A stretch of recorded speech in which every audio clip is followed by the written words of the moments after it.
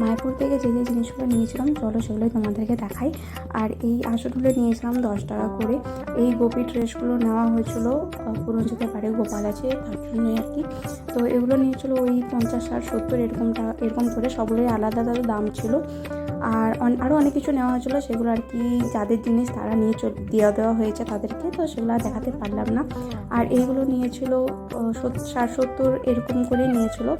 আর তাছাড়া অনেক রকমের ব্রেসলেট নিয়েছিলাম সবাইকে দেওয়ার জন্য, মানে ভাই বোনদেরকে দেওয়ার জন্য। আর এই ব্রেসলেটগুলো না আমার বেশ ভালো লেগেছে। তাছাড়া নিয়েছিলাম এই পুঁতির মালাগুলো, এগুলো এই 15 টাকা 10 টাকা এরকম করে পিস নিয়েছিল। আর নিয়েছিলাম এই কানেরগুলো, এগুলো নিয়েছিল 30 টাকা করে জোড়া।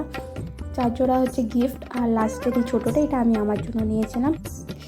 এই পিতলের সিঁদুর কৌটোগুলো নিয়েছিলাম 5টা, আর এটা 90 টাকা করে নিয়েছিল পার পিস।